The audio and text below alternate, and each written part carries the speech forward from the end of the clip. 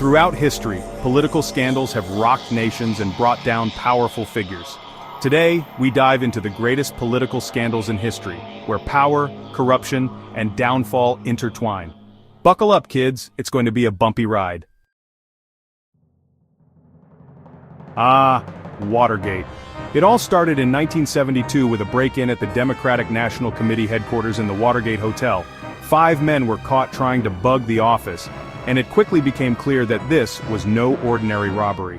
The Nixon administration tried to downplay the incident, but thanks to the relentless reporting of 2 Washington Post journalists, Bob Woodward and Carl Bernstein, the truth began to unravel.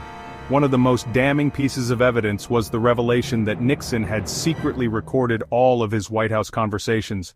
Faced with impeachment and certain removal from office, Nixon resigned in disgrace in 1974. Now, let's hop across the pond to jolly old England, where we find ourselves in the midst of the swinging 60s. The Profumo affair unfolds, a scandal that rocked the British establishment to its core. Our story centers around John Profumo, the Secretary of State for War. Profumo was a rising star in the Conservative government, a married man with a promising future. That is, until he crossed paths with Christine Keeler, a 19-year-old model and showgirl. Their affair might have remained a private matter had it not been for Keeler's other entanglement with a Soviet naval attaché named Yevgeny Ivanov. The combination of sex, lies, and Cold War intrigue proved irresistible to the British press. Profumo, initially denying any wrongdoing, was eventually forced to resign in disgrace. The scandal also had serious repercussions for Prime Minister Harold Macmillan, who resigned later that year. Let's rewind the clock to the Roaring '20s, a time of flapper dresses, jazz music, and rampant political corruption. The Teapot Dome scandal, a tale of greed, bribery, and good old-fashioned American graft, perfectly encapsulates this era. The scandal revolves around the Teapot Dome oil field in Wyoming. Secretary of the Interior Albert Fall decided to lease the oil field to private companies in exchange for bribes.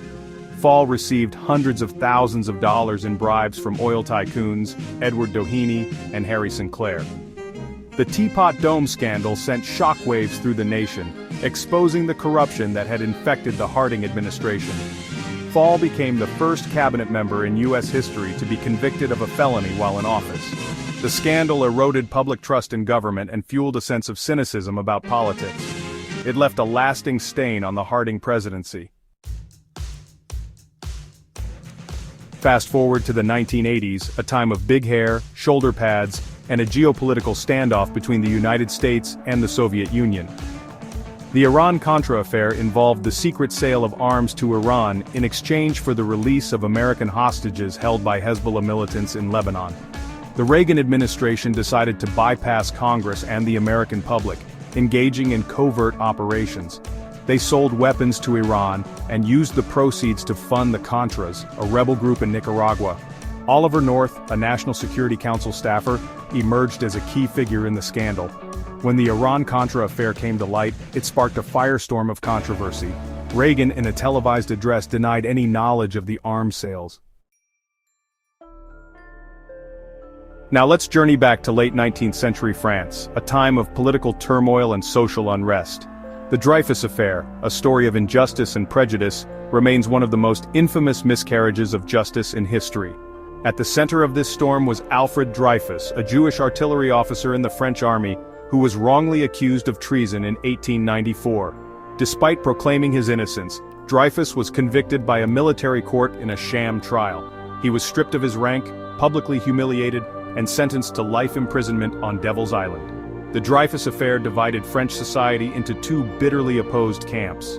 Leading the charge for Dreyfus was Émile Zola, who penned his famous open letter J'accuse.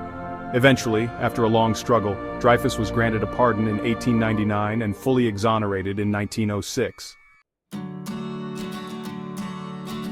From the halls of power in Washington to the corridors of government in London and Paris, these scandals remind us that power can corrupt. Stay informed, stay vigilant, and never underestimate the power of a free press and an engaged citizenry to hold those in power accountable.